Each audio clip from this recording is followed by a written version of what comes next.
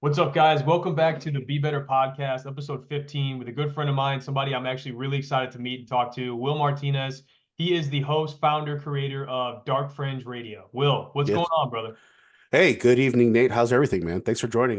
Not joining, but thanks for having me on your podcast. I'm so used to being the host, but yeah, thanks for having me on your podcast. Thank you, Yeah, brother. man. Thank you so much for coming, man. I know we were No. chatting a little bit before here and just about how awesome it is for people like you to, kind of help out people like me that are starting and give us kind of a little bit of a learning lesson and showing us the ropes. So, man, it means the world to me, and I mean that sincerely. That you're on here, and man, I can't thank you enough. Hey, no, listen, I've been where you're at too. We had humble beginnings as well. So, whenever I see somebody out there who's looking to do something together with me and collaborate, I am always willing and help, and able to do that. So I just want to make sure everybody else should do that too. You know what I mean? I think it's a good example. Yeah, brother, you're definitely setting the best example out there. And like I said earlier, brother, if I can be of any value in any facet, please tell me. I will. You say jump, Oh and yeah. I'll high. So Listen, I'm gonna pick your brain about that AI stuff. Don't worry. Now you got me interested in that stuff. See, I'm an old cat, so I gotta learn about this new stuff that you kids are doing out there with that AI stuff. So hey, yeah, man. I'm trying to catch up. I'm trying to catch up. Yeah, man, it's coming soon. It's coming really fast. There's nothing we can do to stop it. So I mean, Mhm. the name of the game is going to be adapt or die. And Yes, yes, I'm all for that, man. And if any, like I said, I can show you everything from A to Z. So I mean, as soon as you're ready to have that conversation, you let me know. I'll be there for you 100%. I appreciate it. I appreciate it. Thanks, man. I Yeah, do. brother. Well, Yeah. dude, I'm telling you, I'm super pumped to have you here. I just want to jump in. I can't wait anymore. I've been All thinking about right. it since we talked. So I need to learn, right? Yep.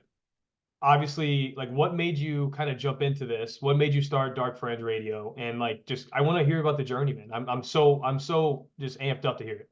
Yeah. It's a great question.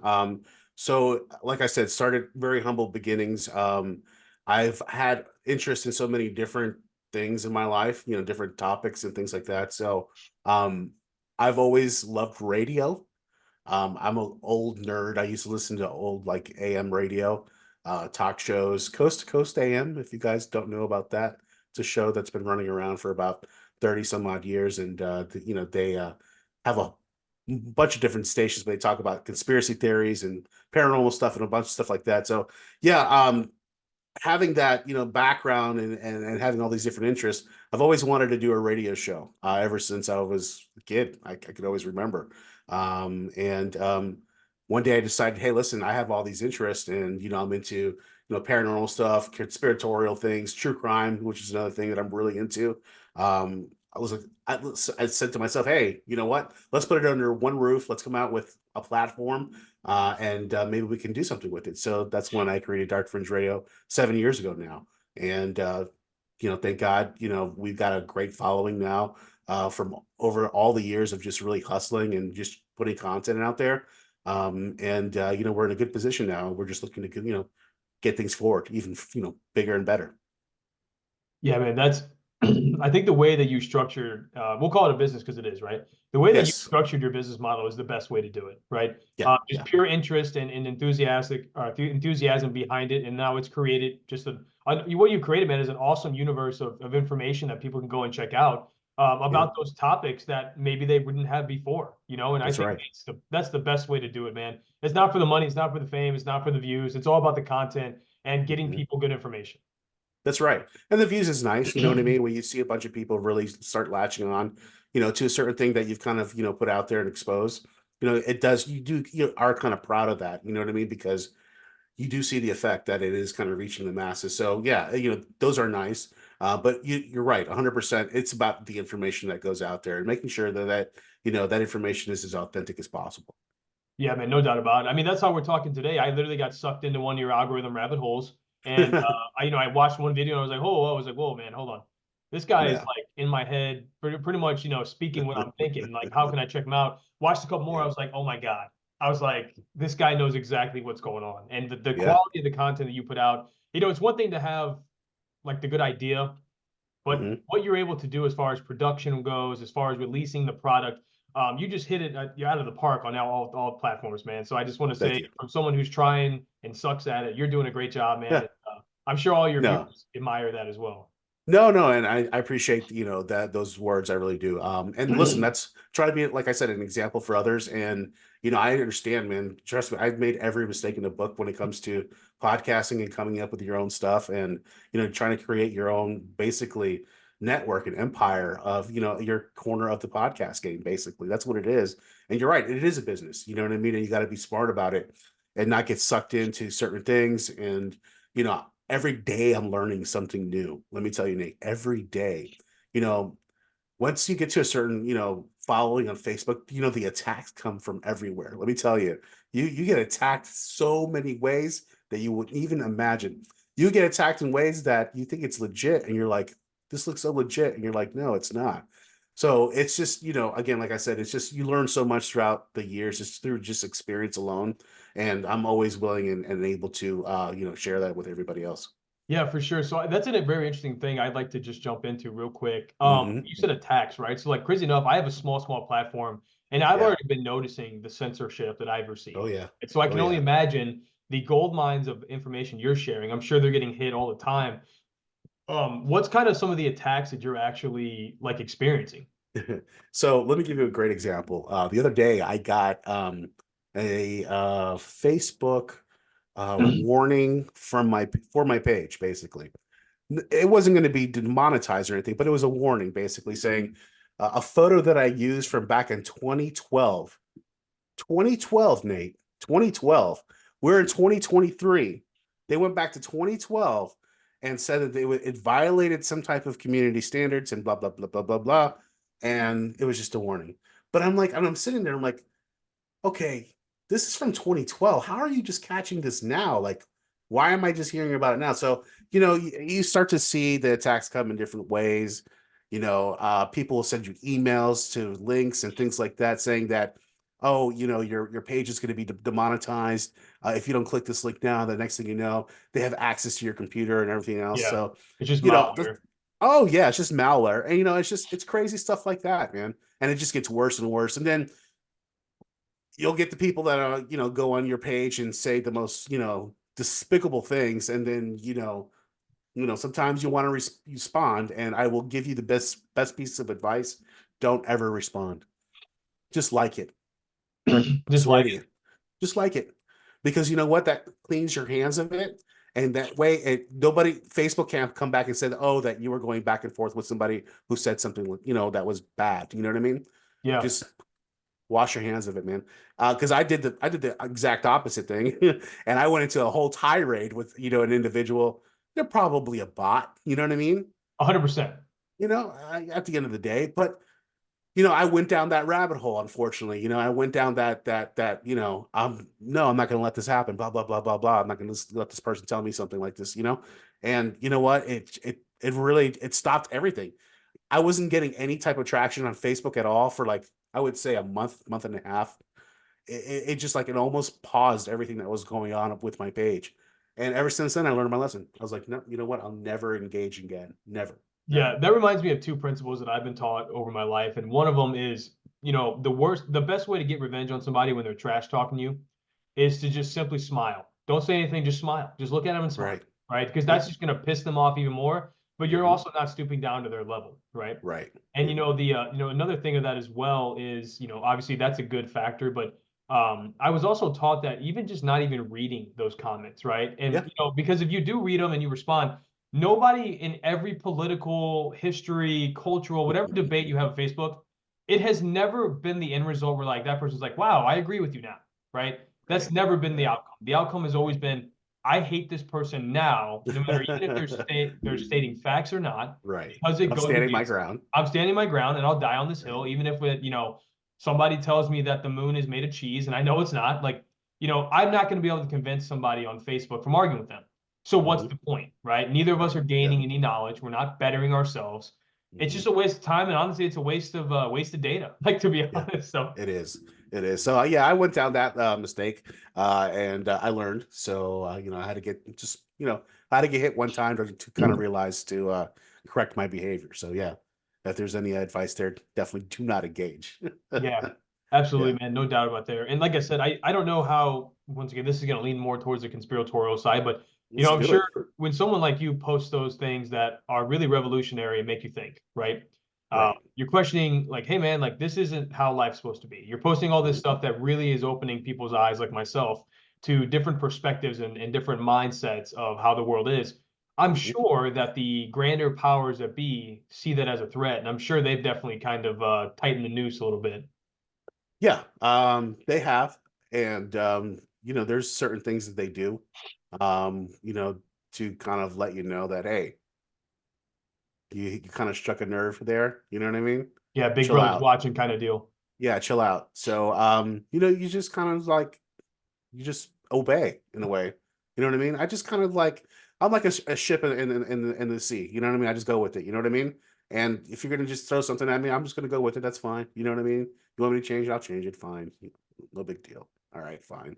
There's so much other stuff that I've already put out there that they should be worried about. So Oh, for it's all sure. good. Yeah, it's all good. It's if they're gonna attack me for one small thing, that's okay. That's only one small thing of all the other seeds that I've planted. It's okay. Yeah, a It's no drop in the problem. ocean of what Yeah, you've no created. problem. And also No too, problem. what I like to think about too, like in your situation, right? You have thousands and thousands of people viewing your content. You know, Hmm. if you have sparked an idea in one of those people, let's say the video gets 10,000 views and then gets taken down. Like Right. even if you sparked the idea in one of those like one of those people watching, it was worth it. Yeah, And now that kind of DNA that you implanted into that mindset is there forever. Like they're never going to unlearn what they learned. of course. Of course. And that's exactly what you're trying to do. You're trying to put content out there that's going to make people think. Whatever it is that it is your podcast is about, whether it's about business, whatever it is, it's about entertainment. It's about putting things out there that people are going to be like, oh, that's interesting. Let me look into this. You know what I mean? So that's the kind of content that you want to put out there. And again, sometimes it does get the attention of certain individuals, and sometimes things get banned or removed or censored, as they say. But it's all good. Like I said, it's a drop in the ocean, just like you said, compared to all the other stuff that's out there. Yeah, that's I think that's fantastic. Hmm. So now I want to jump into your page if that's cool, man. Like, so Yeah, let's you do said it. you're basically your page covers three things, right? The Yep, paranormal, which is yep, obviously that's a whole universe of topic. The yep. conspiratorial side, which is probably my personal favorite, and then the third last, but definitely not least, is the true crime. Yes, Um, yeah, I kind of want to do this by what I think I'm going to want to have more questions about. So let's start at yeah, true crime because that maybe doesn't interest me, but I know like my wife loves true crime. So like yeah. kind of how do you kind of find that information? Kind of how do you structure that? And like what are some of the big stories that you've covered? So, funny enough as it is, I'm gonna actually give you a story that is a true crime story, but also bleeds into the paranormal. So, Yes. and you'll find that a lot just in life alone in general. A lot of true crime stuff usually kind of bleeds into the paranormal and vice versa.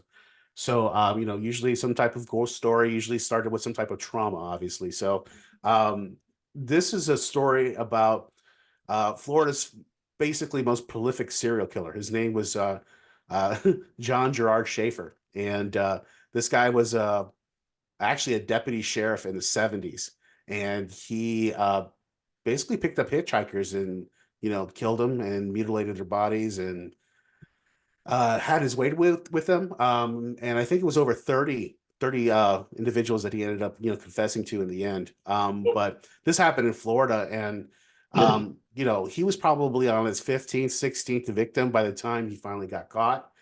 Because then he got released again, and then he had another little spree there again.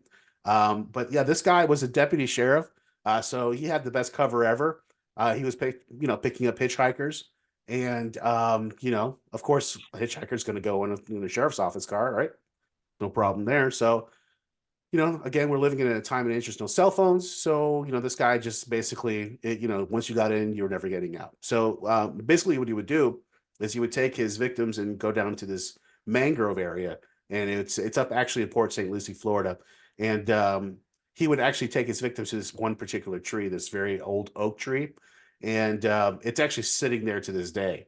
It's actually in the middle of like an old, just a regular park for kids and stuff like that, which is even more creepier. But yeah, it's called Old Hammock Park, and that's the actual name of the park. And they dubbed it the Devil's Tree. And I've actually gone over there to that particular tree and done some paranormal investigating and actually gotten some EVPs which are electronic voice phenomena. Yeah. Yeah, just responses, people, responding back to me. And it's pretty serious stuff. So if you guys want to hear, you can go to my website, darkfringeradio.com. It's all there. But we did an investigation there. Went there twice. I mean, every time we go there, we always get something. And it's a very interesting case. And he finally ended up going to jail. He ended up getting killed by an inmate. Holy So I shit. guess I guess it's what they call justice, Karma. street Yeah. justice, Street But justice. yeah, I mean, guy was a pretty horrible guy. So yeah, that's probably the most prolific story that I could give you as far as the true crime, kind of bleeding over to the paranormal side. Yeah, that's why. So I like the paranormal stuff because Yeah, my buddy introduced me to this game called Phasmophobia. I'm sure you played it. I've And, heard of it, but never played it. dude, it's so crazy. But anyways, not to get Is on it? a tangent about the game, but like Yeah. you're basically you're not like fighting ghosts or anything. The whole purpose of each level is to identify which kind of ghost it is, what kind of spirit it is. Is it a phantom? Is it a there's a bunch of Japanese named Okay. like a Drogon or a Hmm. Demogorgon or all this crazy is it a banshee? Is it, Right. Right. there's a bunch of different ones, right? Thousands of them, right? Got you. And Right. the whole concept of each mission is to identify what it is. So you get your EMF machine, you get your voice box, you get your your salts that if you see footprints through, like is it a phantom or anything like that, right? And Hmm. I like the game a lot, so that kind of got me onto the paranormal thing about just like, oh my God, like people do this in real life. So when you Oh said that yeah. finding EFP or EVPs, I Yeah. was gonna ask you like, do you have an EMF machine or? Yeah, I have a spirit box that I use for that. It's a SP1 spirit box. It's very basic, but for me, I think it's probably the easiest tool to use. Again, it's not about how expensive your gear is. It's really about what kind of gear you're buying, obviously. Yeah, So functionality. yeah, functionality exactly. So the spirit box I have, and then I just use a voice recorder, just a digital voice recorder to catch anything that maybe things I can't hear. But through that spirit box, through that SB1 spirit box, tell you, man, I've gotten very intelligent responses, direct right from what I'm asking. And at one point I asked, when I was at that tree, I asked, the spirit of John Gerard Schaefer. I was like, hey, do you feel bad for, or do you feel guilty for what you've done? And he's like, I made a mistake. That's what we got back. So, I mean, again, this is circumstantial. I don't know, but I can tell you what, I've gotten some really intelligent stuff through that, through that spirit box. But yeah, I mean, it's interesting, thing to be in. It's one of the side things that I'm into. But the conspiratorial is really where it's at when it comes to our podcast, definitely. Yeah, I definitely think that's what majority of the people like it too, and that's definitely my favorite. Before we jump to the conspiratorial, I do want to touch base on some paranormal stuff. Yeah. So I'm in St. Louis. Yep. Limp Mansion was rated Hell yeah. the hauntedest, most haunted place in America for a couple years in a row. I don't know if it is now, but and Yeah. then we also the old Missouri State Penitentiary in Hmm. Jefferson City. That's also been rated. I've never been in there. I've drove past it and seen it many, many times, just going through Jeff City. But my Yeah. buddy's dad was a guard there way back when. Oh wow. He's told me some pretty crazy shit. But I wanted to tell you one funny paranormal situation I had. Oh yeah. I want to Let's tell hear you it. one that scared the piss out of me that made me realize it's legitimate. Um, so last Halloween, not Hmm. this not this year, but the previous year's Halloween. My Hmm. wife, my fiance at the time, wife now, and a bunch of my family members, we did the haunted tour at Limp Mansion.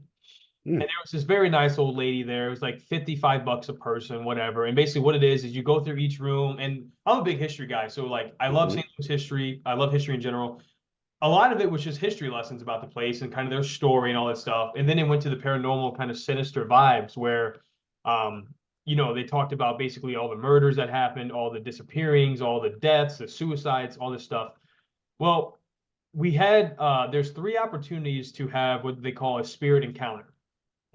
And my grandmother, who's done the tour before, has said that whenever she did the tour, she had one of the spirits encounter and like something paranormal happened to her. Hmm. That was years ago. I think that the place is definitely haunted, that paranormal things do happen there. I just think Hmm. they think that the guide that I had, it was a joke and they didn't want to give her any kind of sign. Hmm. She tried to sell it so bad though, man. We're in this dark room. and lights are off. There's just a very faint light coming from under the door in the hallway. And have you ever been? First of all, you ever been to Lit Mansion?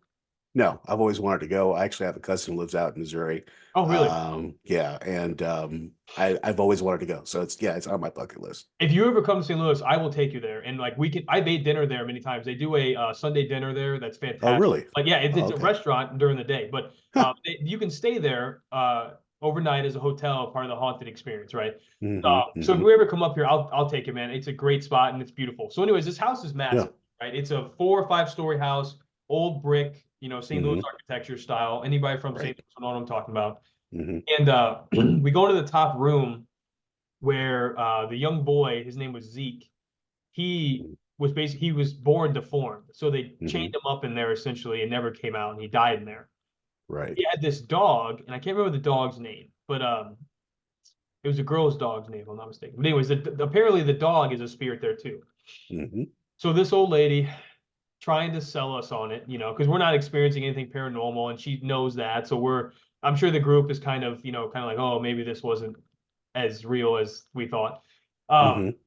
she goes, okay, guys, now be aware, like it's gonna be dark. You're gonna feel different, different feelings. You're gonna feel different sensations. Basically, all this placebo effect that she's doing to us.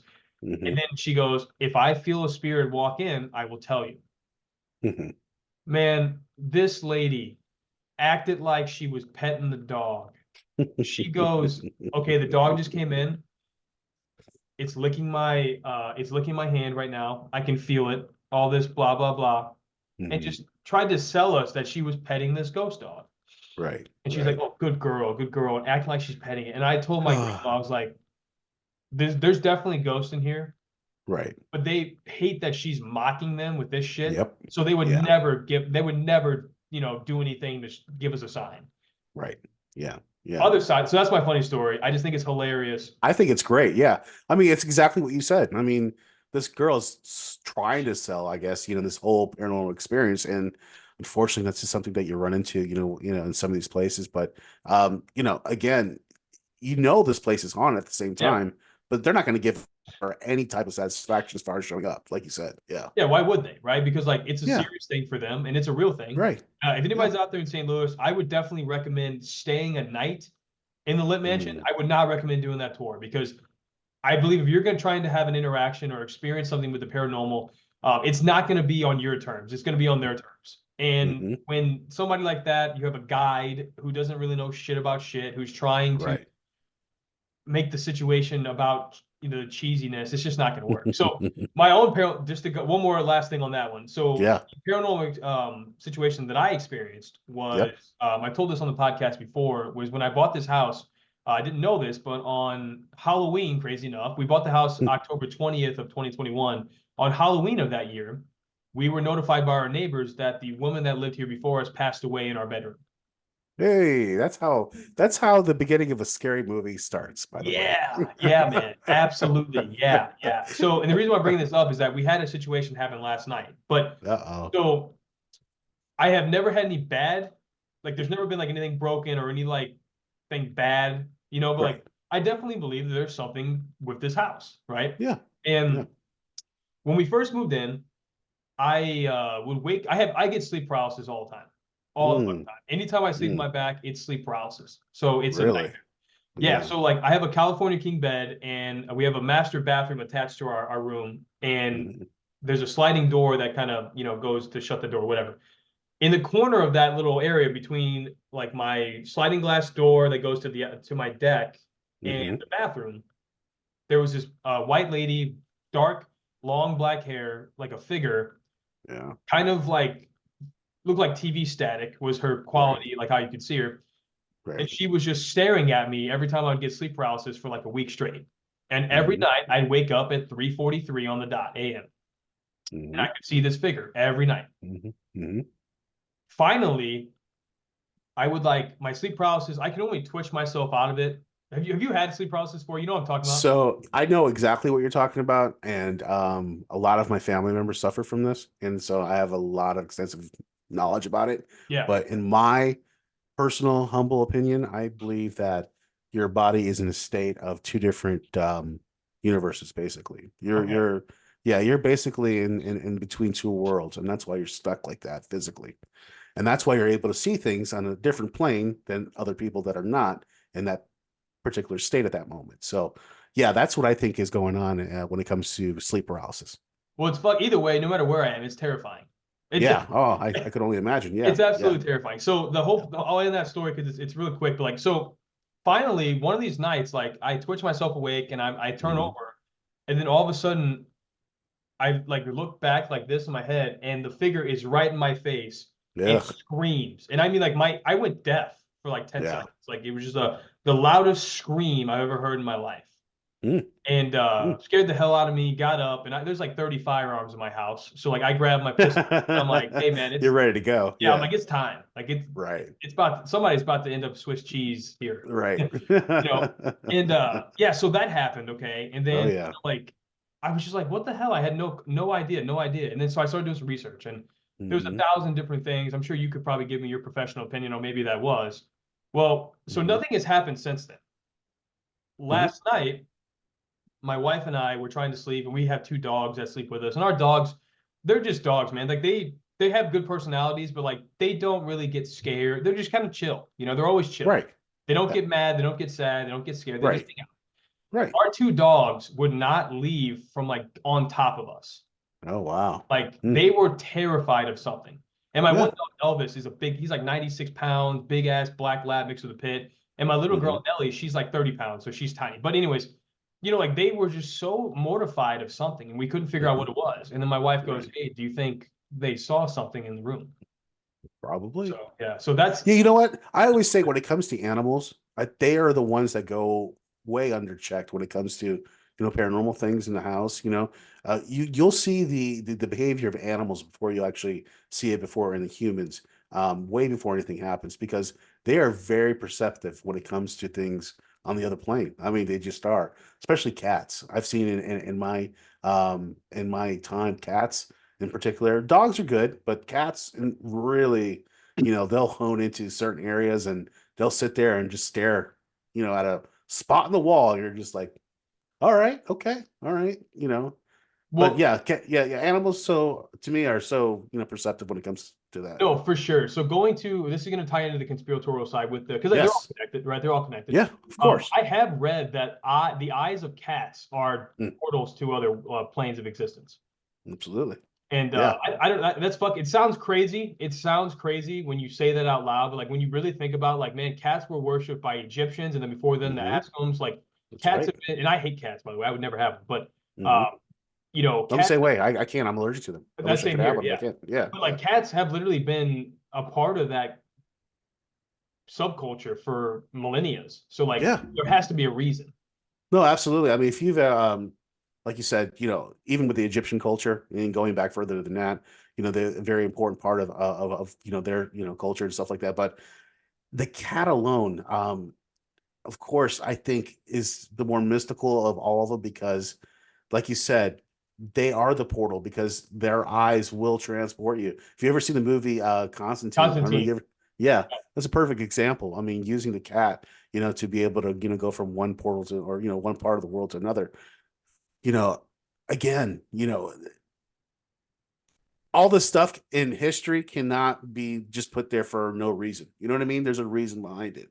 And I think it's out there for a reason. So yeah. Well, yeah, when it comes to cats, very important when it comes to paranormal.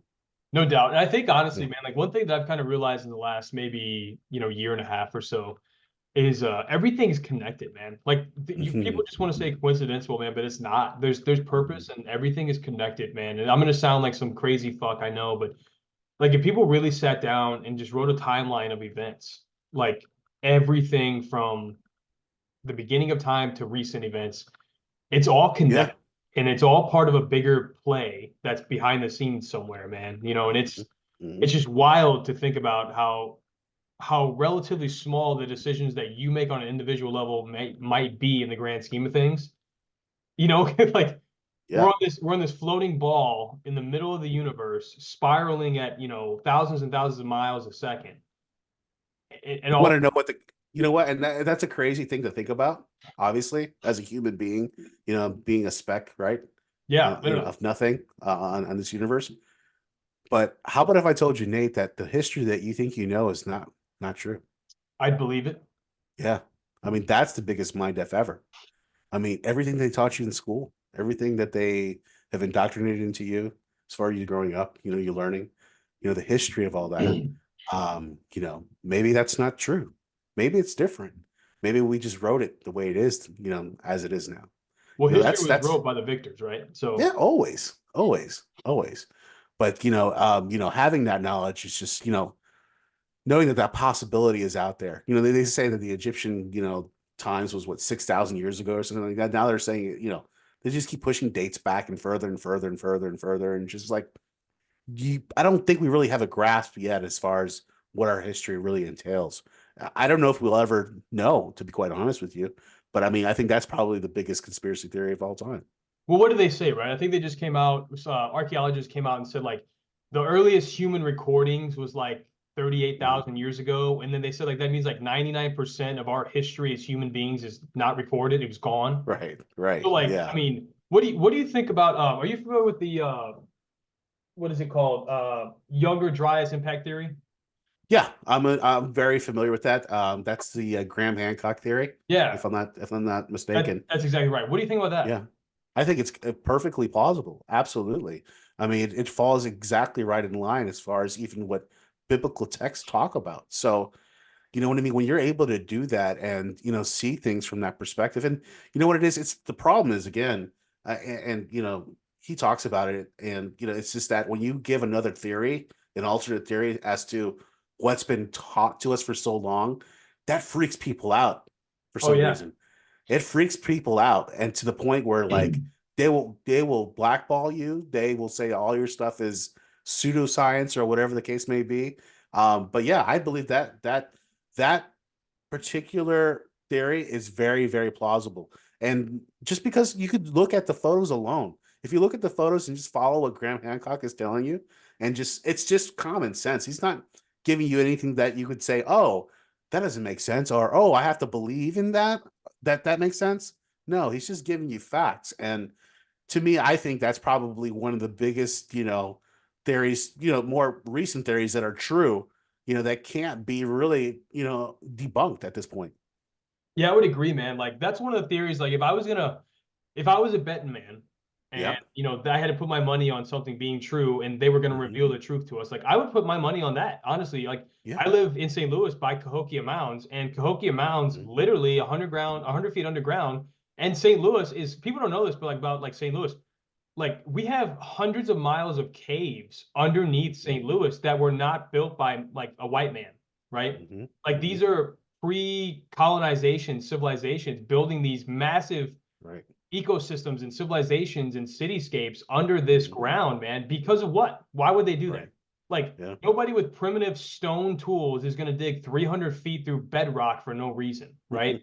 Um, like the one in Turkey, Göbekli Tepe, right? Another Oh good yes. example. Yeah. That's actually been excavated, and they Right. that's like a mile down or something. It's just crazy. Like, And they said they only excavated 10% of it on top of it. So they've only scratched the surface when it comes to Göbekli yeah, Tepe. So yeah, I mean, that's a whole other thing in itself because, at first we thought that there were civilizations that didn't go far past that. I think what they said, what, 30 or 18,000 years, I think they're saying when it yeah, I comes to think that. so. They said the nomads, if I'm not mistaken, they said Hmm. 18,000 years. Basically, the nomads from Africa went up that Right. route and then Hmm. stopped for some reason. Right. Exactly. Like, So, why? Why would they stop? and then again, there was oceans back then because it's true. People don't realize in the desert there was ocean. So maybe because there was an ocean there, they stopped. We don't know. But again, yeah, we're finding out all these things, and we're just scratching the surface when it comes to these sites that are just finally being uncovered. And don't even get me started with underwater stuff because that's a whole nother thing you could talk about for days. But Oh yeah, yeah, man. there's so many things out there, man. We don't I swear, us as people, we swear that we are so smart and we have everything as far as everything wrapped around our head. We don't know anything. We don't know anything. I'm telling you that right now. I would agree 100%, man. And I think what Yeah. you said is true, man. Like the history is written by the victors. And I think a lot of it, man, is fabricated because even the history that we learn in American school systems is not the same Yeah. history that they learn in a German school system or in a No. Japanese school system or in a Italian Mhm. or Croatian, whatever. Like Right. nothing's really consistent across board, right? Right. I like how you said that where earlier oceans used to be deserts and vice versa, man. Like I'm hell bent convinced based on some other people that I've researched and listened to. Dude, Atlantis is in the middle of the Sahara, buried by Right. miles of sand. I'm Yeah. 100%. Like Yeah. it just makes sense. Why would there be Makes sense. salt deposits 300 feet below the Sahara Desert unless there Right. was water there at one point? Exactly. Exactly. I mean, there's no other way to debate that. I mean, you can say, this or that, the rain, acid rain, blah, blah, blah, blah. That would be almost near impossible, to have that much salt in that area to show up on radar, show up on satellite. I mean, when you LIDAR. look at it, yeah, LiDAR, you can see all this stuff. It's there. And it's amazing to me how that, people will still like grasp onto the old notion of, oh, that's not true, this is what I was taught. That's going back to fighting people on the internet. Yeah, no doubt. I mean, because like even now, like even like in the last 2,000 years, right? Right. In the Mhm. last 2,000 years, let's say like the Roman Empire, right? I have a Roman tattoo, so I like Rome a lot. But Yeah. my family we come from German Italian origins, so like somewhere down the line, somebody in my history was a part of the Roman Empire at some point. Right. Man, they depict Egypt as being a lush grain basket of the empire, Mhm. Yeah. Yeah. not a barren desert. And we Right. know damn well that climates change quite a bit. So, Right. like things happen like that. And also another example is why were we never taught about in school that if you shot LiDAR over the Amazon, there is hundreds of miles of abandoned cities underneath the canopies? Cities, pyramids, um, all kinds of things. I mean, just, yeah, like you said, roadways. I mean, like you said, entire community, just like almost, civilizations that you knew that were there. They were there at one point. You know what I mean? And now we're actually scratching the surface of this stuff now because technology, thank God, now has advanced where, you know, we have LiDAR, LiDAR wasn't always, something that we had, but Right. thank God we have that stuff now. It's amazing what we're uncovering. And I think, like I said, we're just scratching the surface at this point. Yeah, one of my favorite ones is and once again I'm gonna get some flack from this because we're part Italian, but Columbus discovering Mm, America. And I like yeah. Christopher Columbus. I Yeah. know some people hate him, whatever, because of what he did to the indigenous people. But I think if you put that aside, like his exploring feats were fantastic, right? That's great. Yeah. Yeah. I'm separating the crimes from the artist, if you will, kind of like how people do Yeah. with Chris Brown. Absolutely. I get But it. Chris Brown did not, or excuse me, Chris Brown. Christopher Columbus did not discover America. Right. Obviously, there was a indigenous people here before that Mhm. fought over land for thousands of years before that. But Right. the Vikings beat him by for like 300 years. Yeah, people don't realize the Vikings were here before everybody. Yeah. Yeah, as far as, being not from here and, coming on shore. But yeah, the Vikings, those individuals, I tell you what, very resourceful and very good at navigating waters. A lot of people don't know that there's a little bit of a kind of like a legend when it comes to the Vikings and the seeing stone. There's a stone that they use or Yeah. they supposedly use, and that's what helped them navigate the waters and be able to go vast spans of area and be able to go past that. So yeah, it's amazing what those Vikings were able to do back then. It's just amazing. Yeah, I mean, I'm trying to structure my conversation with you to be productive because like we could just go back and forth on all these billions of examples of like complete BS narratives that they push on Yeah. the population that just I mean, there's some truth to that, right? Like Yeah. there's definitely some truth in that, but I think they skip over so many crucial parts, and I think it's by design. I think it's to keep people out of Yeah. those mindsets of thinking in a bigger picture. Mhm. And I think they're trying to push a narrative of, this is the way the world is and tough shit, like, but in Yeah. reality, it's not. Like, I learned something a couple months ago. I study astrophysics all the time, and Hmm. I love reading about astrophysics. Hmm. I learned that no two objects are physically touching. Ah, interesting. So frequency and vibrations, right? So like Right. I'm not actually touching this can of water. Mm. There's a microscopic barrier of two vibrations. Like you're never touching anything completely. You're always vibrating slightly off of That's that. interesting. And Yeah. you know So what? mentioning that, and that going back to the Egyptians, I think that's exactly where we're going, That's because that's exactly how what I was they about to say. that's how they move those big ass rocks from nowhere, and were able to cut them. On top of that, I think they use vibration frequency. There's no Dude, other way to do it. I agree with you 100%. Listen, the quarry was 500 miles away. Okay. Right, No modern machinery, not even razor blades, right, but that pyramid, 2,450,000 stones, all right. stones were 50 tons apiece. And Hmm. if you fuck up on 1 centimeter, You fuck up the whole thing. it's 100 feet wrong the wrong way, right? Right. Like Yeah. they built those pyramids to perfection. Yeah. I Yeah. don't think architects today could build a pyramid of that style and size and caliber and be that efficient. I don't think it could be done. I Yeah. think for sure they found a way to manipulate gravity through frequency and vibration. They were able to Yep. precisely cut these stones and then transport them, Right. to so. And once again, I'm not the.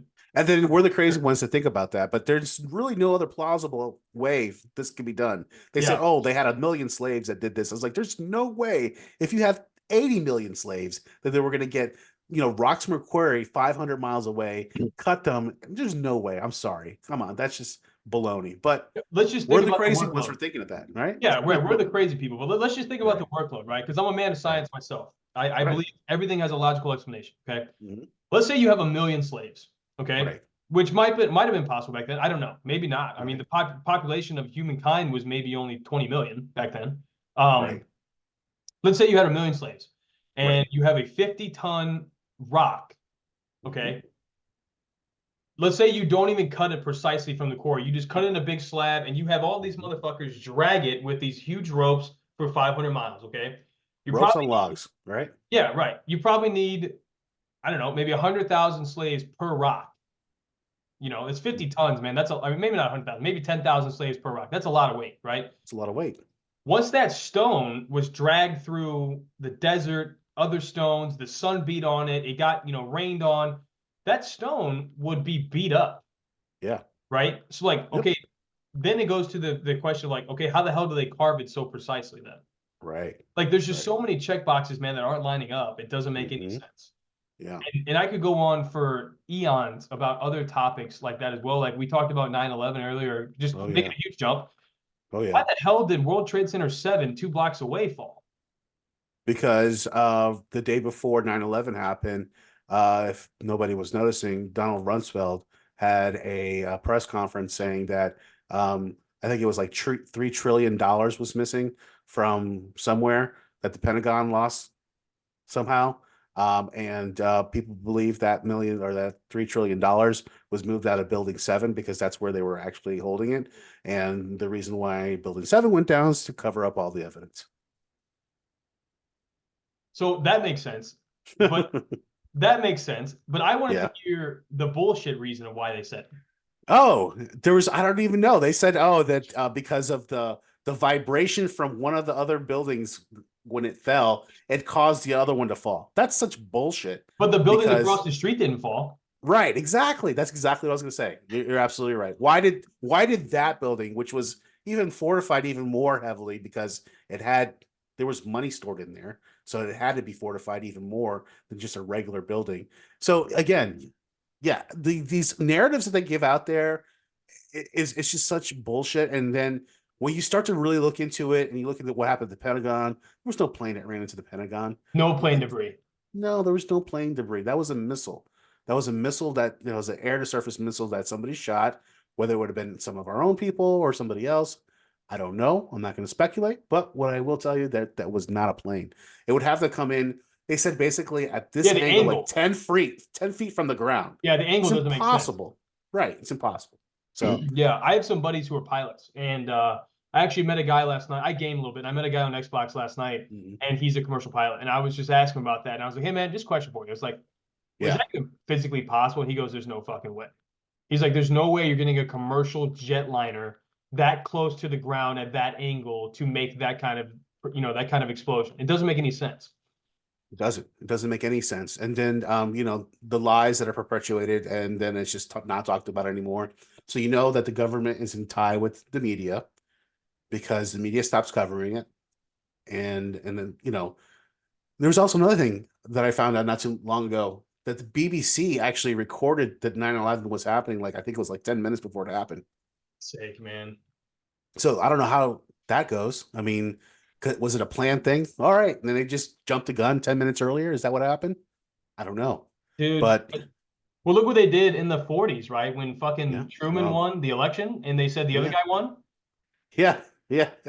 Like, I mean, dude, like it's so bad. Like before the kind of like the information was all readily available, like the internet came around. Right. Obviously, we're Yeah. talking on different sides of the country right now, and we're able to Yeah. share these ideas. Before that happened, man, like they were able to fuck up everything so much easier and control the media. And now that there's, you know, a little bit of freedom out there and people like us that are questioning things, it's harder to do, man. But like I can't imagine like when I go back and I think like the sinking of the Lusitania, Yeah. who the fuck you Yeah. think sunk that, man? Right. Yeah. You really think a Exactly. German U-boat was all the way in No. fucking in the Chesapeake Bay? Yeah. Like, come No. on, man. Yeah. Like That's just like the Gulf of Gulf Tonkin. of Tonkin, Another one Pearl of those. Harbor. Pearl Harbor. I mean, the list goes on. I mean, the things that the government has done. I mean, is actually quite astounding. First off, number one, like when you look back and you say, "Oh, they did all this stuff," on top of running, the government on top of that. Um, you know, you look back at MK Ultra, MK Ultra, things, yeah, Operation Paperclip, Operation, Bluebeam, Bluebeam, yeah. yeah. I mean, there's all these things that we've done, and it's now it's recorded now. Like you said, everything's readily available. Thank God we can access this information now and be more you know open-minded about or knowledgeable about what's actually going on out there. You know what I mean? And people will realize that our government is not as as innocent as everybody may think, and that's fine. And we try to be the good guys, absolutely. And I'm not, I'm as patriotic as everybody, as So anybody am I. else. You know what I mean? But at the same time, I'm also a realist, and I know that shady shit happens all the time. So I don't put anybody above that, even the government. So You know what pisses me off, man? The most thing that pisses me off out of everything. what's that? Back in the days, in the 40s, 50s, 60s, 70s, 80s, even mid 90s, like they were Yeah. so secretive about it. Like, people would be like, somebody like us would come through and say something, and like 99% of the population would be like, oh man, you're fucking crazy. There's no way, right? Yep. That's the first thing they would say. Nowadays, they're so like fuck you in your face with it, and the Mhm. general population still doesn't even react to it. Yeah. Like the whole alien shit that just came out earlier this year, right? Like, Yeah.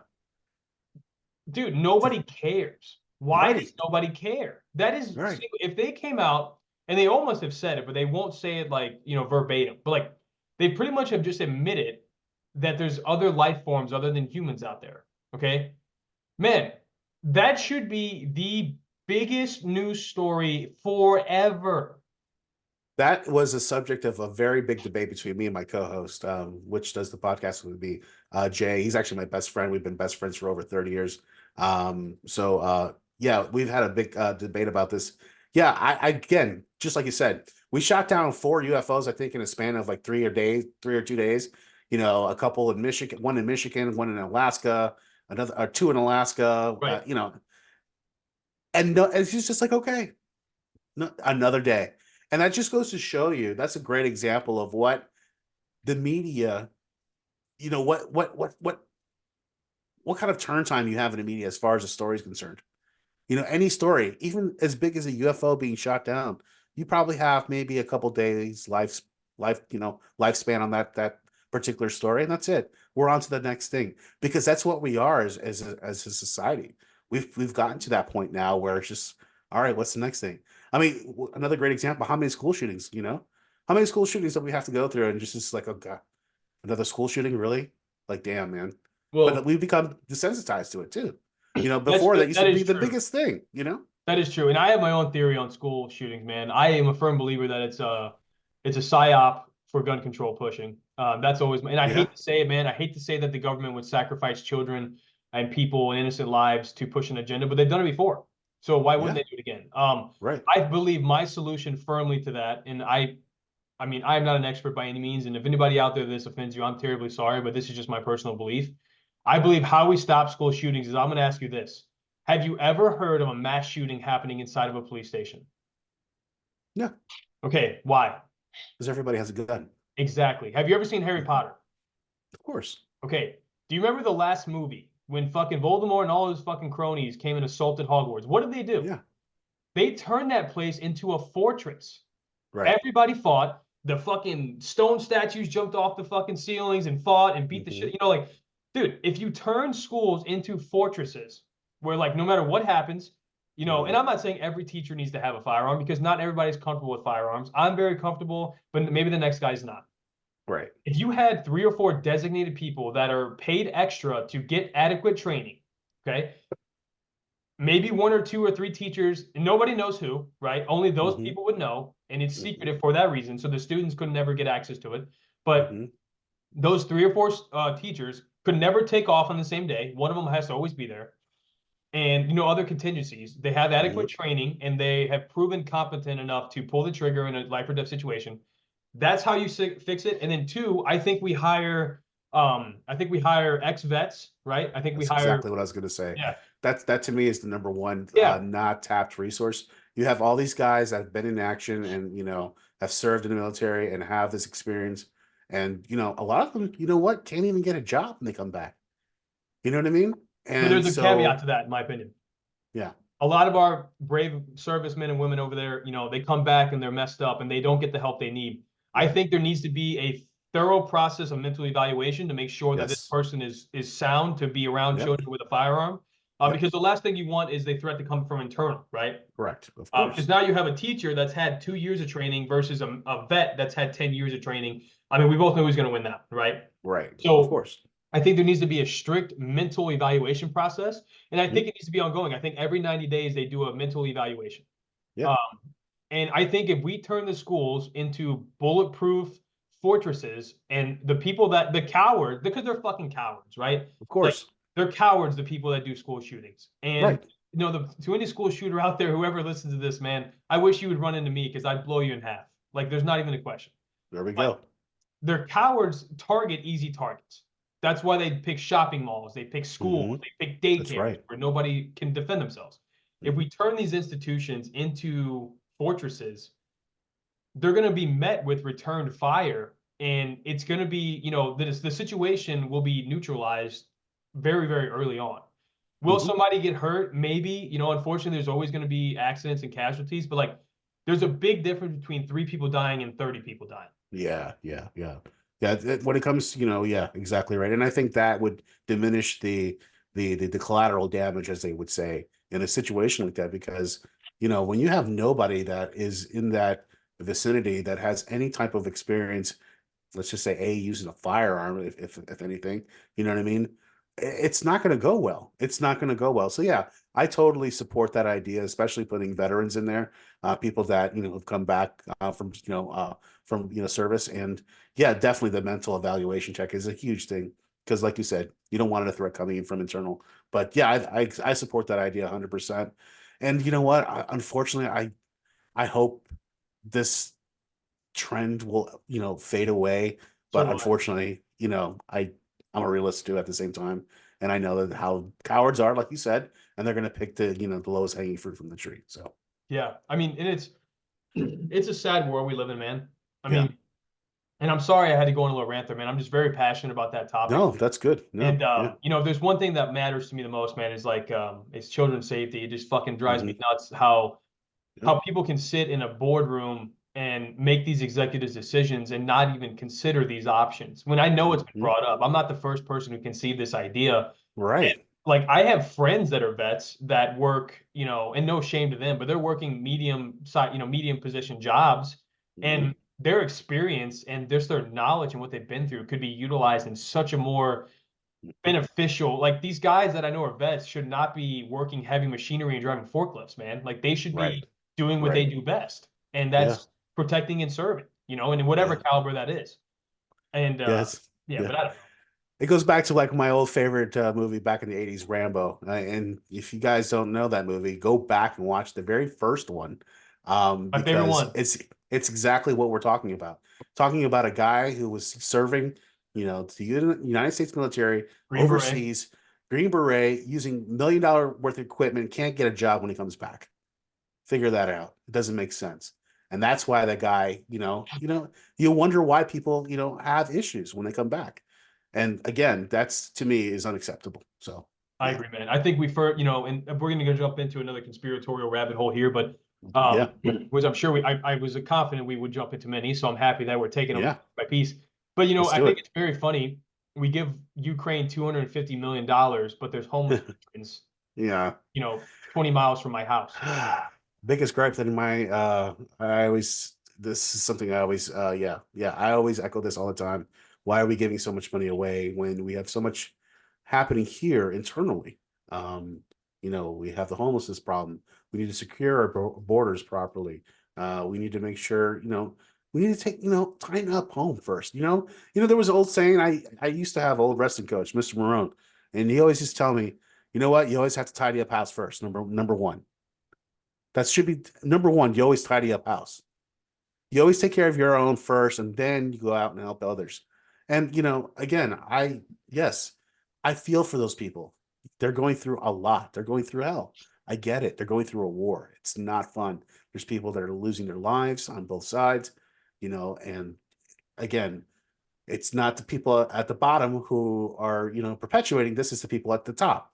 You know what I mean? And unfortunately, the people at the bottom are the ones that end up suffering. But again, I don't see why we're using our resources um, to help other people when we have a lot of issues internally here, that need our attention, that need our help. Our infrastructure here sucks. I don't know if you've noticed, but our power grid, by the way, Is the worst. sucks. Yeah, we need to fix something around here first. You know what I mean? We got a lot of problems, man, and we need to kind of fix home first before we try to save the world. And I know that us being one of the most biggest countries out there, obviously most influential, and we always try to stay on top of everything. But again, we got to take care of home first. I agree. And I believe in this quote. And Elvis Presley said this, and he has a song about it. I'm a big Elvis fan. Elvis said, clean up your own backyard. Yeah, And that's that it. means, basically don't fucking get in somebody else's backyard until your backyard's cleaned up, right? So That's right. I think, and what you said though is true, right? As America being the world's last superpower, whatever you want to call it, right? Right. Yeah.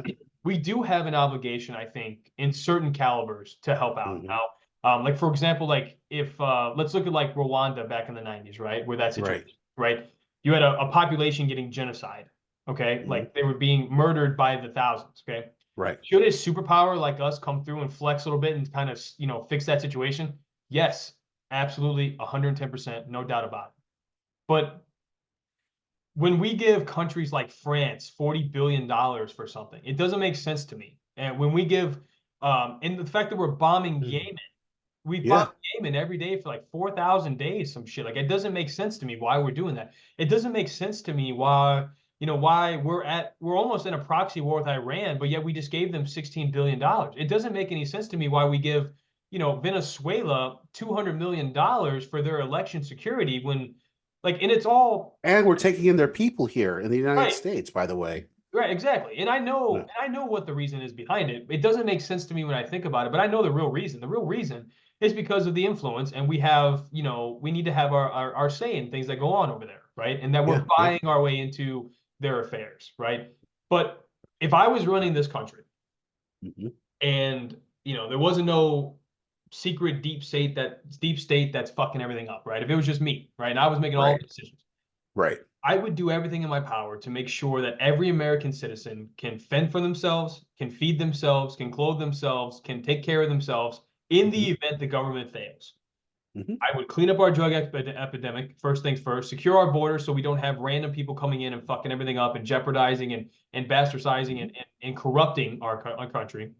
And sucking the resources in our country that could be used for other people. Go ahead. Exactly. But like, the trillions of dollars that America outputs to other nations for whatever reason, right? Hmm. Like that needs to be spent here home first, man. Like Yeah. until there's nobody starving. Dude, people starve to death in America. Think about that. Like Hmm. there's chips 5 seconds from my house at a gas station that cost $1.99, and people are starving in America. People are Yeah. freezing to death in America. People are dying Hmm. of heat stroke in America. It's Hmm. it's stupid to think that we would even send a nickel to another country and let one American taxpayer die from preventable reasons. Yeah. I agree 100%. It's been the biggest mystery to me. ever. I can't figure it out. I don't, I think and maybe that the geopolitical work that they're doing, as far as the government is concerned, is far more valuable to them than taking care of home. And because what they end up doing is they end up sending like these, I guess I would call them hitmen in a way, but they're just financial hitmen. What they do is they go to these countries, they help them in some way. Then they give them a loan that, with some absorbent amount of, interest that they know that they'll never be able to pay. And then, oh, once they default on that, oh, now we own a piece of your country now. So, again, there's so many ways to look at this. It's just like, maybe it's because it's, more beneficial, more profitable for them, to do it that way. And instead of taking care of home, but yeah, 100%, it's been the biggest gripe for me. Especially when we're sending money overseas, and then when they wanted to send, money to, I know the whole, Israeli Palestinian thing is going on right now, but why are we sending money to, Both why are we sides. sending, yeah, both sides. Why are we doing this? Like, why Yeah. are we funneling this war between two people? It doesn't make sense to me. It's just Look what we did with again, Iran and Iraq in the 80s. We were right. Yeah. training Iraqi troops, okay, which in Right. return, 10 years later, we would go back and kill, okay. Right. Yeah. But we were selling weapons to Iran, who was killing Yep. the Iraqi troops that we were training. Right. And let's not fail to mention that what was his name, was a CIA operative at one point. Osama bin Laden. Osama bin Laden, exactly. So He had a again, the house in same thing. Nantucket. Exactly. We financed them. We financed the Mujahideen back then, and then what did they turn it into? They turned into ISIS.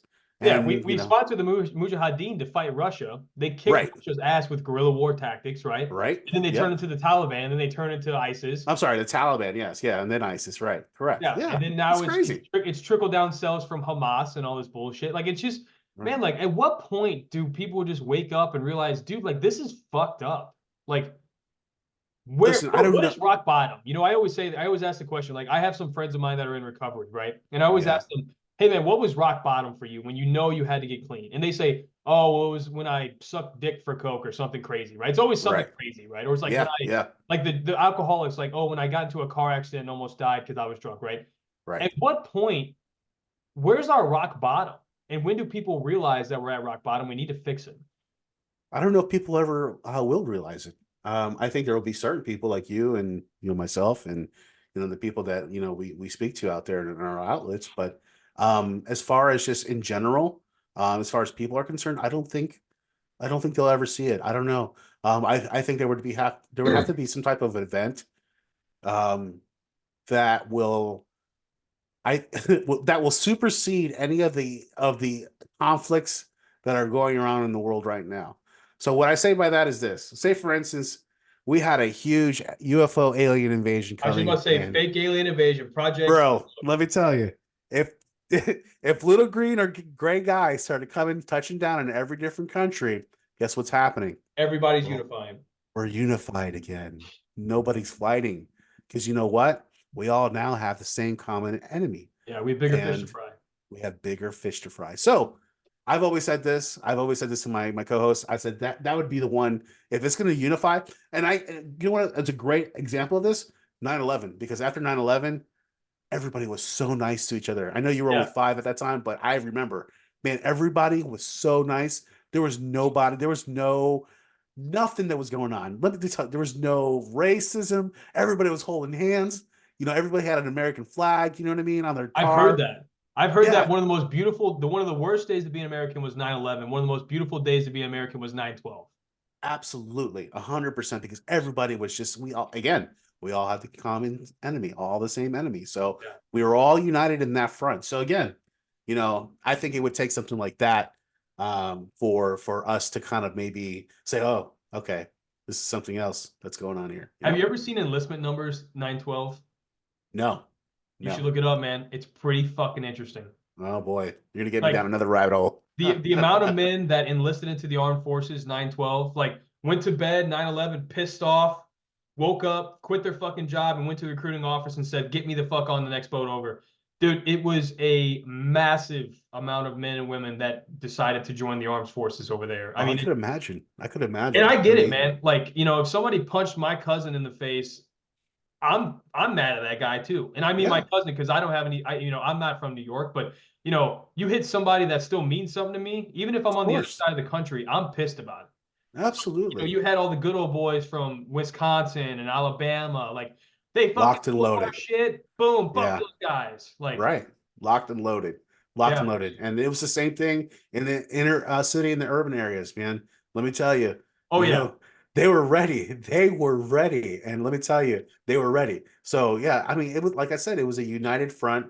Again, I think it would take something like that, a huge common enemy for us to unite again like that. That's the only way I ever see it happening. No doubt, man. And man, I one of my wet dreams is like a Red Dawn situation. I Oh my God, man, I can't tell you how many times I've just kind of like dreamed that this happens. And Yeah. because people like me are ready for it, and I think a lot of Mhm. us out there are ready for it. And I think it would just kind of reset a lot of the things that happen. But, I would be damned if, like, America is the hardest place to invade. There's no way that any country would ever last a week on our soil, right?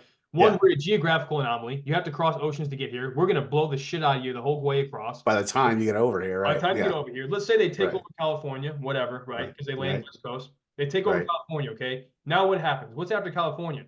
Desert. Yeah. Desert. Yeah. Now desert, flat desert, which is an artilleryman's wet dream, okay? Right. Then Yeah. what happens? Then you get to the Rockies, which is one of the most hardest terrain to impasse, even in a car, let alone military Hmm. equipment and all this shit, okay? Hmm. Let's say they take the Rockies. Where do you go now? Now Yeah. you're in the plains. You're Yeah. a fucking person like me that has a 30-06 with an 8 times scopes. Like, that's what we dream about, man. Like, Right. Yeah. You're just sitting ducks at that point. Yeah. exactly. And now you're Yeah. fighting all 4 branches or 5 branches of the military. Okay. Right. You're fighting the fire department. You're fighting the National Guard. You're fighting the police officers.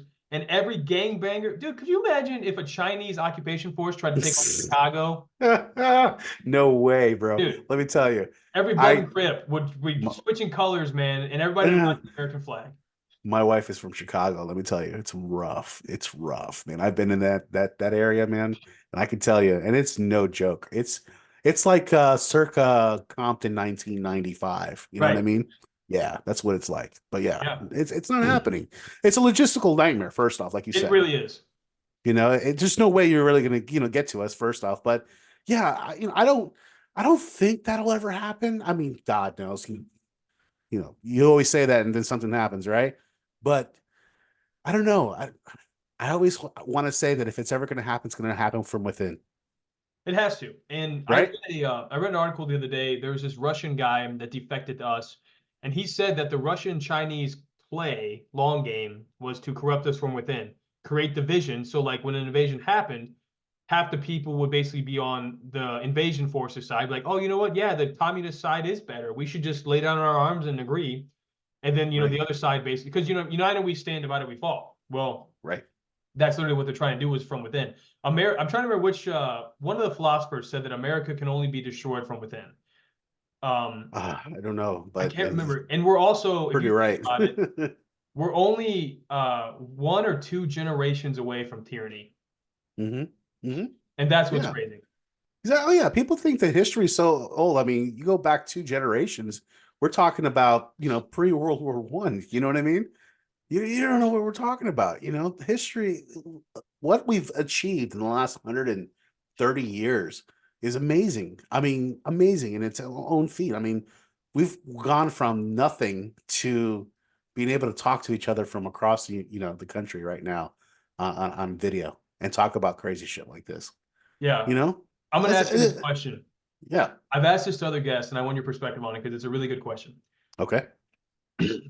So the way that we have technology now, Yep. do you think the world is worse now than it was 100 years ago? Or do you think that because we just have access to get communication and information on the fly, that it's probably the same, that now we just hear more about it? It's both. It's worse, and yes, it's because of that as well.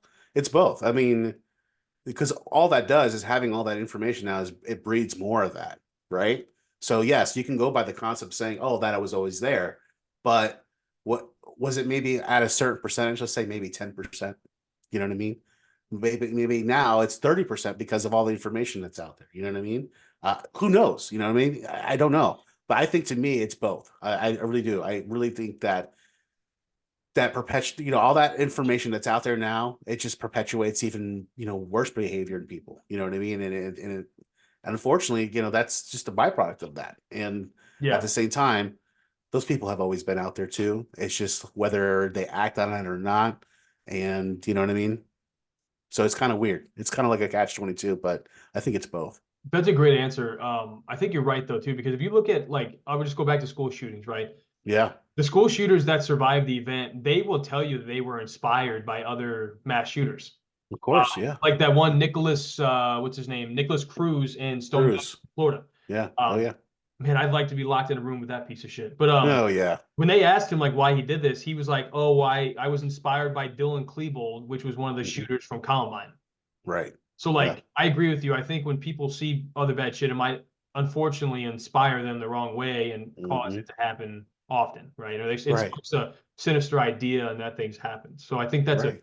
that was a very good answer. I appreciate that answer. And I think you're No, right. no, no problem. I mean, that's the only way I really think about it. I mean, because now, like you said, there's copycats, and unfortunately, yeah, I always go back to Columbine because that was during my time. Right. Columbine when that happened. Now you can find the whole like transcript of what the kid wrote, the diary. There's even video games that they've redone that give out like the whole layout of the school, just like they were doing and stuff like that. So it's just like, what are we doing here? You know what I mean? It's just like again, it goes to a point sometimes where we're almost not vilifying it, but almost praising it in a way, and that's not good. You know what I mean? Yeah. So It's not good. again, it's not. And then having all that information out there, it's just again, I think it sparks and it breeds more people to do that. Yeah. So I think we covered a shit ton of some of my favorite conspiracy theories. And Yep. I hope that anybody out there that listened to some of that rambling and coherent thoughts that we were chuckling together, I hope I mean, I'm not trying to convince anybody. I know you're not either. People like us, man, we're not in the business to convince people. We just want to That's educate, right. share ideas. That's right. And That's right. some people are going to have next level ideas on top of our ideas. And that's how we just grow together and kind of figure this shit out.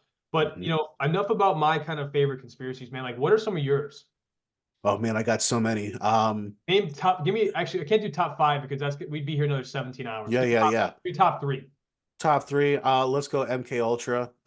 That to me is so like it goes so deep. Just to think For that, those out there that don't know what it is, could you explain in a quick summary yeah, what it is? basically MK Ultra was a project that it was off the books project, they would call black book type project. But anyways, the government was basically using LSD and other types of basically hallucinogens on people in general in our public. They actually released it in the subways in New York. This is completely legit. You can go ahead and search it up yourself. All this stuff has been declassified now. They would put LSD in the subways, and let's see how people reacted to certain things. There was also an offshoot of that called Operation Midnight Climax, where they would take men that were looking for sex, for pay for sex, and go into these hotel rooms and completely give them all these hallucinogens, and they'd be like in this double mirrored wall and watching them exactly and seeing how they're reacting. So yeah, and it branches off from just offshoots of that. I mean, there's the mind control stuff, with the kids. It goes so deep. I mean, there's so many different avenues, and that's why I find it to be quite interesting, because you don't realize how many different facets there are to that one conspiracy theory. Isn't that tied to the Charles Manson shit too? Where basically Yes, like he was a very normal yes, guy. He was a CIA operative essentially, and yep, then through MK Ultra, the murders were committed. absolutely. Through that program, he was actually going back and forth to certain CIA outposts, and basically, getting drugs from them, and basically influencing other people, with his mind control tactics that he was taught by the CIA, and the drugs that he was given, and that he was obviously giving out to his followers. So yeah, it all runs in together. Again, that's another facet of MK Ultra and the things that they've done to that one particular program. But yeah, it goes into so many different, it splinters off so many different ways you wouldn't even With imagine. him, have you ever watched the prison like interviews with him about what he Oh talks yeah. about? Oh So yeah. I when I was younger, I remember watching and just thought it was kind of funny because the dude was fucking crazy, right? Right. But like Yeah. as I'm older and I'm rewatching some of these interviews with Charles Manson, and I'm not advocating for Charles Manson. What he did was fucked up and, all that good shit, right? And, obviously the dude was kind of crazy, no doubt about it. But if you listen to some of the interviews that he says, he literally lays this out Mhm. and explains exactly what's going on. And for 30, 40 years, everybody thought he was crazy. And then Right. they released this document. It's not confidential anymore. Mhm. And he was right. He was right. Yeah. And again, I think he was a very good tool for the CIA. They found a guy who was probably borderline, you know, Already going the that way.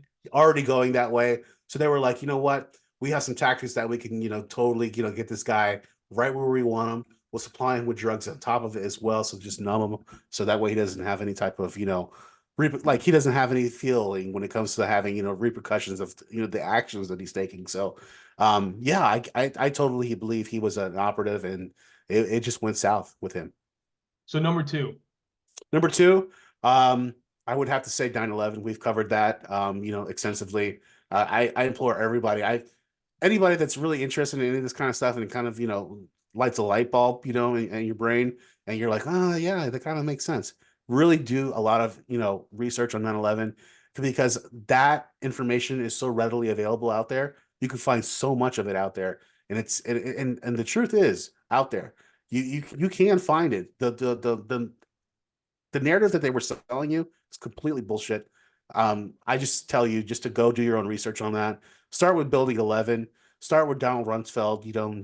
$3 trillion missing from the CIA or I think it was what was it? The Pentagon. Yeah, start from there and you'll see. It doesn't make any sense. Number three. Wow. As far as conspiracy theories, man, I tell you what, I've gotten into this latest one when it comes to Sean Pitty Combs. I don't know Oh, if you've heard fuck's of sake. about this. Yeah, Oh it's my it's gosh, it's trending, that one. I haven't dived too deep into that one, but I would love your insight. man, Apparently, that dude's all fucked up. it's completely crazy, man. This guy, um, from what I can tell and from what I can kind of put together, is running a basically a sex trafficking ring. You know what I mean? And under the guise of being a record label and being a producer and doing all this and stuff like that, he's been kicked off of a bunch of positions that he was holding currently because of a sexual assault allegation that came out that he settled very quickly with the person, and she was claiming all kinds of stuff like he was having just he called freak parties or FO parties and stuff like that, freak offs, and yeah, it gets really deep and it goes back. He goes even back further. If you really want to go into it, him setting up Tupac, he was actually the one who killed Tupac or was responsible for it, and also Biggie as well. So it goes way back. So that's probably the most recent conspiracy theory that I've gotten really heavy into. Yeah, man. I think I'll touch on that one real quick based on like what I've seen. And Yeah. I hate one of my things I try not to do Yep. is I hate talking bad about people if they're Mhm. not present and able to defend themselves or punch me in the Right. face, right? I think they Right. have the right Right. to do either one. If I'm talking bad about somebody, factual or not, they have the right to defend themselves or, defend themselves, right? Either one. And I'm game for Mhm. either, whatever, right? But Right. Yeah. I hate talking bad because when I speak, I try to speak with conviction. I don't just say shit to Mhm. get to hear myself talk. I don't like to just be, blow hot air. When I say things, it's something that I'm very passionate about. I'm either 100% invested in something in the conversation or I'm not at all, and people can Mhm. tell it. So Yeah. here's why I'm saying that. I hate saying shit about people that can't defend themselves in front of me, but also like that I don't know the full deal. So like, could all those Mhm. things be true about P. Diddy? Yeah, man, for sure.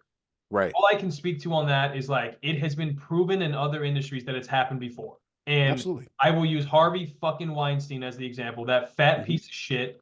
Yep. I hope that dude Oh, he's paying for it dies. now. Oh, he's Oh, paying for it now. dude, no, he's not, man. He's living Nah, I mean, nice yeah. cell. He's got a comfy room. He's got a TV, right? In my opinion, his punishment's in the afterlife.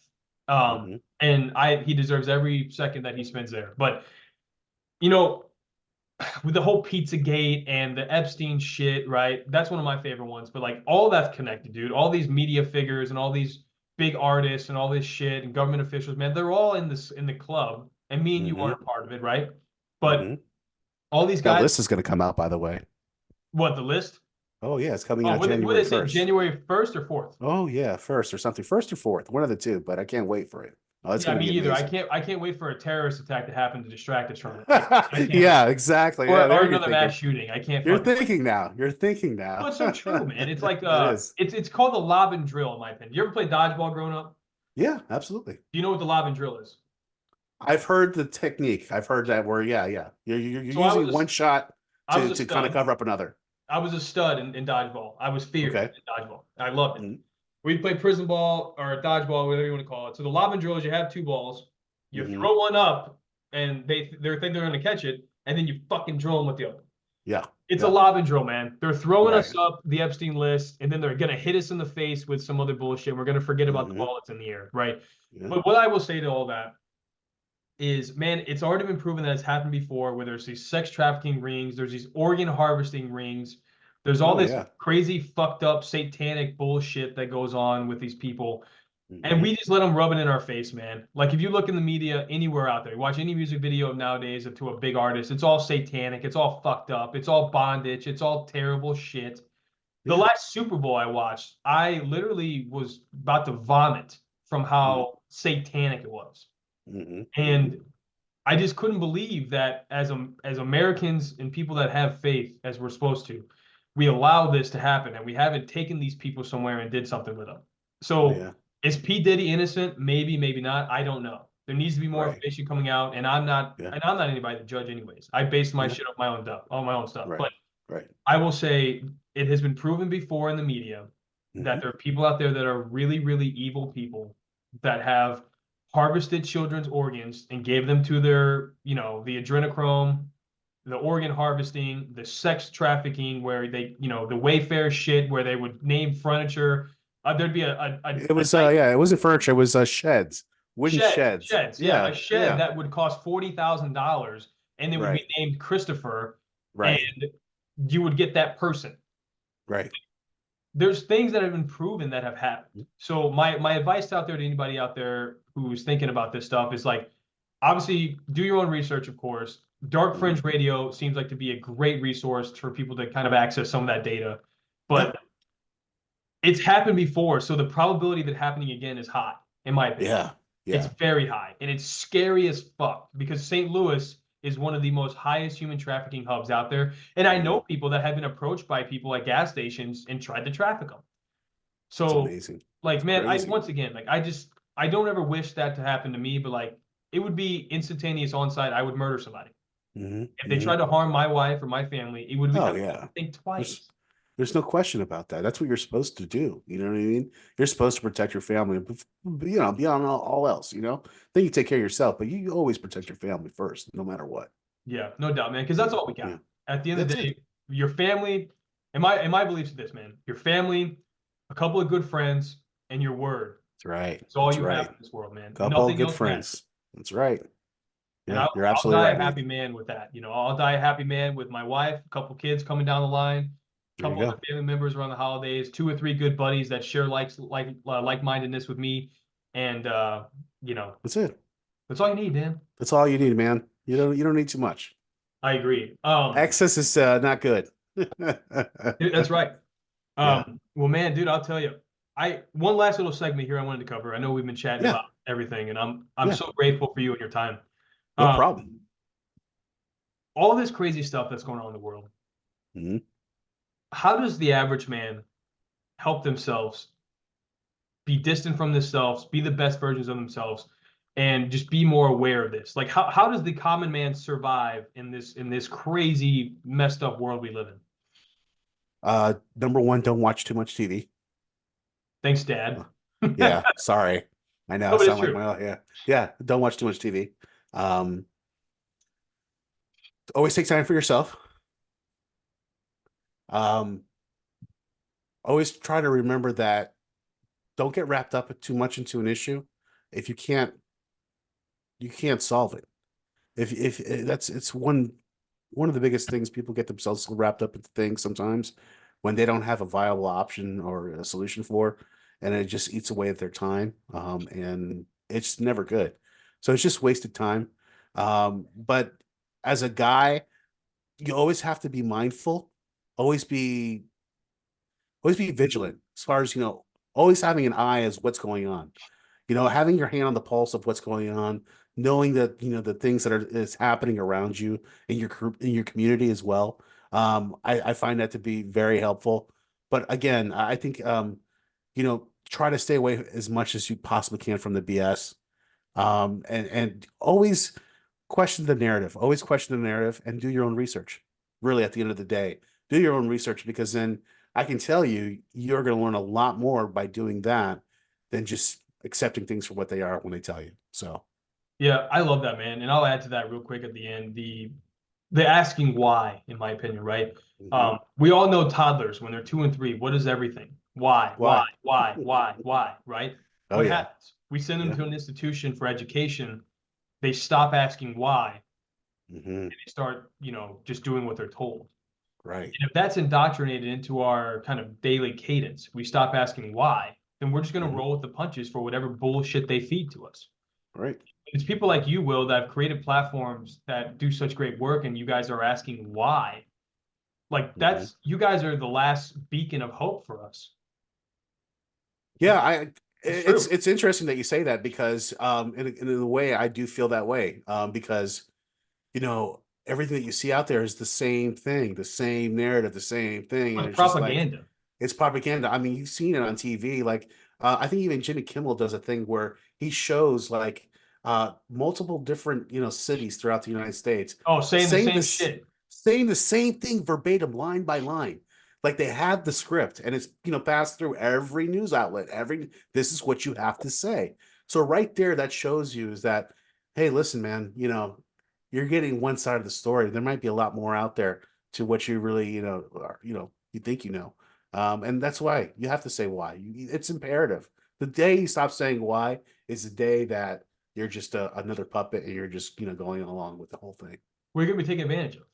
Yeah, You know, absolutely. that's Yeah, like going to a car dealership trying to buy a car, and they just say, "Hey, sign this," but you're not asking the terms. I mean, right. you're just It's gonna get it's taken advantage of. it's crazy. It's crazy. You know. Well, man, I can't thank you enough for being part of this, and even giving me the time of day to talk to me about these Oh, interesting topics, man. You're such a blessing and an inspiration for people like me. And man, I just want to give you the next couple minutes if you can. Plug yourself in, man. How can I I know you're on all platforms, but please talk about Dark Fringe and how people can hang out there. Yeah, I appreciate that so much, Nate. Yeah, we're on pretty much every outlet when it comes to podcasting and streaming. So check us out at Dark Fringe Radio.